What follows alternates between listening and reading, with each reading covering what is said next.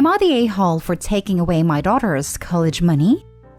I, 38 male, got a divorce 5 years ago. I met my new wife, Sarah, 34 female, at the workplace, and getting to know her made me realize how unhappy I was with my own marriage. We quickly became great friends, and there was an attraction, but we kept everything professional.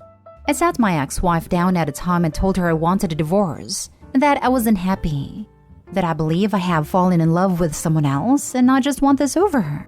She, 36 female, did not take it well, and it was a rough divorce. After the divorce was finalized, I asked out Sarah, and she said yes. I had 2 daughters with my ex, who are now 17 female Abby and 18 female Grace. They did not take the divorce well at all, and openly hate Sarah. I have custody every 2 weeks, and during the time they go to a therapist. My ex refuses to take them even if I'm paying for it during her time with the kids. My oldest is 18 now, so I can't force her to go, but she still comes over when her sister does. Therapy has helped, but not by much. I do discipline them with taking away privileges, but that doesn't seem to work either. Especially since my ex seems to encourage them to be cruel to Sarah. It was so bad at some parts that Sarah would go on road trips when I had my kids over. Anyways, I have been saving up for their college for the longest time. Each kid has about $40,000 saved up. This is all in my savings. Sarah and I have been trying for a baby for a while now, and she did get pregnant. The baby was a stillborn and it broke our hearts. We turned his ashes into a necklace for Sarah and a ring for me. Our jobs don't allow jewelry since it is a safety hazard with all the machines. It can get caught in the machine, which is very dangerous. So every day we take them off for work and put them in her jewelry box. Well, we came home from work today, and the ring and necklace were destroyed. The ring looked like it was cut in half with a bolt cutter, and the necklace was smashed. Abby and Grace were smug about it and started to taunt us. Sarah having a breakdown, and I told them to get out. They didn't think I was serious, so I told them again. They said whatever and that I wasn't going to see them soon anyway since they are going to college. But I told them they are not getting a single dime from me. They left. I informed my ex that they will not get any money for college from me, and she has been blowing my phone up since. My daughters have also been blowing up my phone. Am I the a-hole? Now for the top comments. Everyone sucks here. The first 2 are easy. Your kids should have never done what they did because it was abhorrent. And mom should never have stuck children in the crossfire of a divorce by feeding them information/lies/whatever about your wife. That is easy and doesn't need much explanation. Now with you, it gets more complicated. You seem to give zero acknowledgement to the damage you have done to your family. A 12 and 13-year-old were stuck in the middle of this rough divorce, in which their dad told their mom he didn't love her anymore, fell for someone else, and wanted out. Then you immediately got with Sarah. You then forced them into therapy as if they are the problem, and disciplined them and take away privileges because they didn't adapt well to this major, sudden, catastrophic event to a child that changed the trajectory of their world forever. Why not try family therapy, in which everyone can communicate together rather than sending your children off as if they were the reason the family was broken? Have you ever bothered to sit down with them and just listen, like a father is supposed to do? Or did you expect them to just adapt to whatever decision you chose, no matter how it affected their lives? Edited to add, for the final time, I think Opie made a right move getting a divorce. Where he did not make the right move is refusing to acknowledge that his choice caused significant damage, that he cheated on the mom, aka emotional affair, is a thing, please educate yourselves, and that he expected his daughters to just accept this as if their world hasn't been flipped upside down. This right here, like he has no self-awareness of the damage he caused. So you had an emotional affair that caused the end of your marriage, and then you immediately took up with this new woman, and then you're shocked that your kids don't like her. Everyone sucks here. This here is the right answer. No one in this situation is blameless. They're all terrible.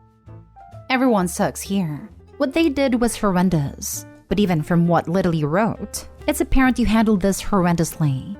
From insisting on custody when they didn't want anything to do with you, and at 12 to 13 they were definitely old enough to do so, to forcing them into therapy to fix them, to punishing them for not wanting to play happy family. You pushed and pushed and pushed, and they pushed back. Lots of blaming to go all around. Edit. Since some people are asking, the money was not part of the divorce agreement. Instead, the ugly divorce was with my ex trying to make it so I didn't have custody. But the money is also just in my name. It was just me throwing money in a separate saving account. I'm also in therapy. People are mentioning family therapy. And to put it lightly, it didn't go well. My ex refused to be on the same room as me. The girls refused to be in therapy with Sarah and me. I thought it would add to the resentment if that was forced, so I deemed it better that the daughters go to their own therapist, and I have had one since the divorce. Next story. Am I the a-hole for not throwing my daughter a graduation party because she was being a bully to her stepsister? She lost out on a large gift as a result. I have 3 children who I shared custody of. My youngest daughter has graduated high school, but we found out that for the 6 months prior, she and her friends had been bullying my stepdaughter at school. After getting more info from my stepdaughter's friend, apparently my daughter's friends instigated the bullying while my daughter would often laugh at her stepsister's expense. I think this made her just as culpable as her friends, even if my daughter claims that she can't control what other people say about her stepsister. So the consequence of this was to cancel the graduation party I normally throw for my children who graduated. In the past, I have had an aunt who gave each child a $40,000 check to use for their college. It's been a huge help because my ex and I aren't well off. She gave these checks at the graduation parties.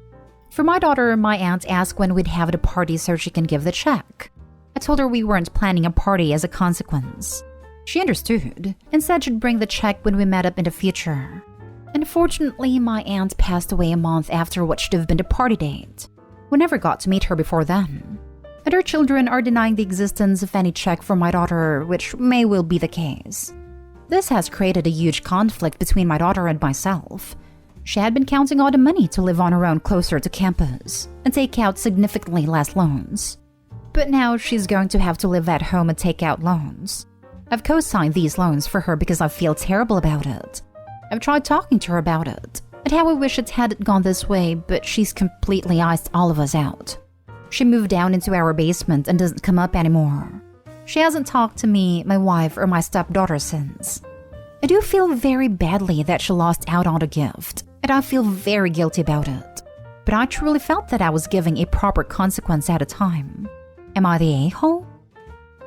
Not the a-hole. How were you to know that the aunt would die? Your daughter needs to learn that everything has consequences. All future graduates are going to miss out on that gift. Not the a-hole.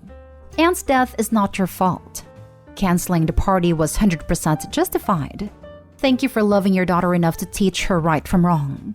Don't let her make you think you owe her $40,000. The party could have been canceled for any number of reasons, especially post-2020, and the result would be the same. I'm sorry for your loss. And I don't mean of money. Not stay home. You imposed a reasonable consequence. You could not have known about your aunt passing away, or that her children would not honor her wishes, which makes them the a-hole too if they knew this was something she did/had intended to do. When that reasonable consequence had larger than anticipated consequences, you stepped up to help mitigate those consequences. It sucks she missed out on a gift. But maybe this will teach her that her actions can have consequences and to be a better person. My sympathies for the stepdaughter. Daughter who perceives herself to be stuck at home is going to take it out on the stepdaughter.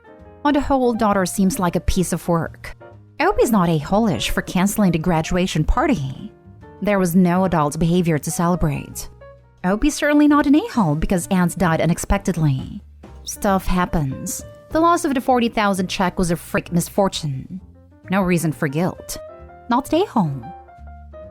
Next story is titled, Am I the a-hole for telling my mom I won't play Happy Family? Okay, so some background is very much needed in this situation. My 18 female and my sister's 14 female mom is a medical practitioner.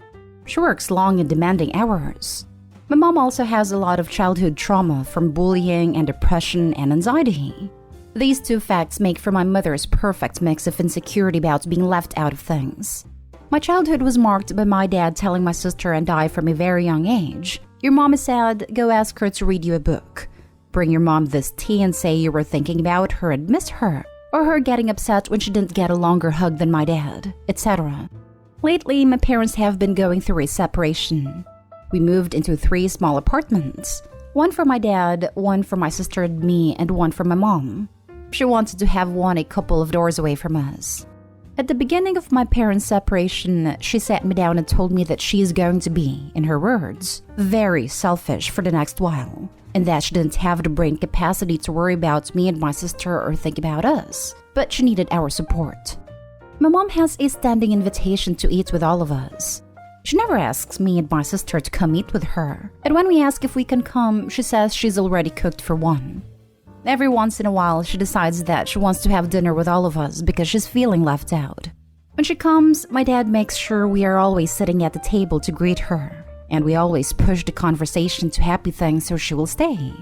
But seriously, this has started getting to me. The fact that she comes over and expects us all to play happy family, and dote on her when she decides she wants attention and to be a family again. Either we are a family or we aren't. She's messing with everyone's emotions, giving us false hope that she wants to be a family. So yesterday when my dad told me to come over to have dinner with mom, I said no. I'm done playing happy family whenever mom decides she wants one. She came into our apartment and told me that she knows I'm sad, but I have to pull it together and support her. She reminded me that she told me she was going to be selfish at times, but I replied that her actions have consequences. And just because she's doing something for herself, doesn't mean that she's automatically absolved from the hurt she gives to others. She cried and left the apartment. My dad is really upset with me. He really looks forward to these dinners, and the regret is starting to build. I feel like a total a-hole. So Reddit, after all of that, am I the a-hole? Note, this is shining a very negative light on my mom. I just want to say my dad is by no means a saint. They have their own issues that I won't get to here. Now for the comments before the little update. Not stay home. Your mother does not get to play Russian roulette with an entire family like this. You're exhausted from this and it shows. Not stay home by a long shot. A mom's job is to take care of her kids, not demand they take care of her. Not stay home. It is not your duty to be your mom's therapist. You deserve to be happy too. Focus on your own healing and happiness. If your mom doesn't like it, these are the consequences of her only caring about herself and acting like it's everyone else's duty to sacrifice for her. Yeah, to borrow a phrase my friends that I will use with each other, the OP is not her mom's emotional support animal. If she chooses to take on that role, it's fine, but clearly she's not, and her parents need to let her take care of herself first. You know, like mom is doing? Definitely not stay home. Separations are hard for everyone and you all need support. Just as you support her, she should be supporting you and your sister. In fact, making you both priority, as you're only 18 and running a household and in school, I imagine, and your sister is a minor. Your mother needs to grow up and realize she has children who need care and support, and stop acting like a 5-year-old. Speak to your dad too. He definitely could have handled this differently too. He needs to stop babying your mom and have your back a little too as you're still 18. You have way too much responsibility on your shoulders, and they should be helping you and your sister out more. Info. Is she seeing a therapist? She has set her boundaries, but you are also allowed to set yours. She doesn't get to pull you in when she wants to and turn you away when you need her.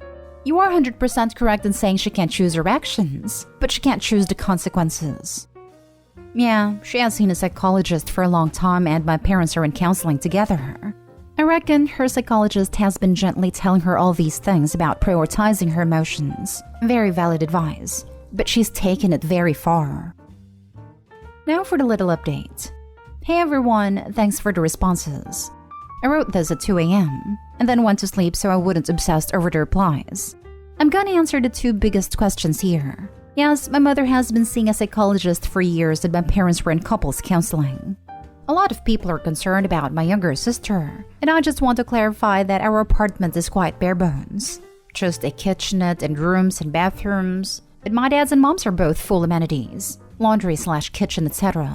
This wasn't our first choice. We couldn't get 2 apartments big enough that were next to each other.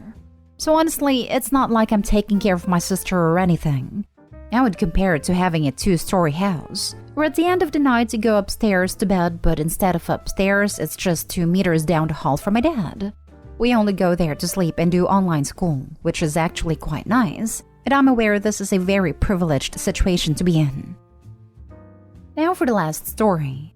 Am I the a-hole for telling my friend she should stop having kids for a while? My 29 female friend, 30 female Carly of 18 years, has 7 kids, all nearly stair-step in age. With each kid, her body gets weaker and health takes a toll. However, with the last 3, she had minimum prenatal care. Actually, with her last, she went to appointments early on, and that was it. She was overdue and had serious issues getting an induction because she hadn't been seen before the cutoff. Thankfully, her kids have been healthy for the most part. I've tried to gently broach the subject over the years after her 3rd was born to take a break. She struggled financially and has had issues with housing, transportation, the works. On top of that, in my personal opinion, her kids are wild, to put it kindly. I love the little rascals, but they lack guidance and discipline. It's a circus whenever there's more than 2 at a time. And Carly has become quite desensitized to it all. She does her best, but I can see the mental toll it takes on her, which isn't good for any of them. She brushes it off and says she's fine, they're fine, everything is fine. So much so that she wants to have more soon. She legit doesn't care how many she has. She said, and I quote, "I'll have as many as God gives me," because she loves babies. But that's just it. She loves babies. But the new ones wears off as they get older. Then they're a struggle and she's lost. I finally broke and said it scares me how this is effectively killing her with each pregnancy, and that her older kids are suffering. She immediately got pissed because I insinuated that she was a bad mother. I tried to explain that wasn't what I meant, but that the struggle could be alleviated by not having more kids until she was stable. She wasn't having it, called me a witch, and stormed out. I haven't heard from her in a while and I miss her and the kids dearly. I'm wondering if the line I crossed was worth it. Am I the a-hole for telling her that? Not the a-hole. She is a bad mother. Unfortunately, she's not going to stop. Seems self-destructive, but she's probably not the type to go to a therapist or anything like that. Guessing by her lack of concern about prenatal care, etc. Not going to lie, as she pops out more kids, I see parentification in the making with the older kids. Not the a-hole. Nothing worse than a neglected child. 7 of them is unimaginable. Sounds like she's addicted to babies. Yes, her body's her choice, but if she's struggling, then she needs to stop. Yep, that was my read. She's either addicted to being pregnant or to babies. She needs therapy, but unfortunately OP can't make her get if she doesn't want. Not the a-hole.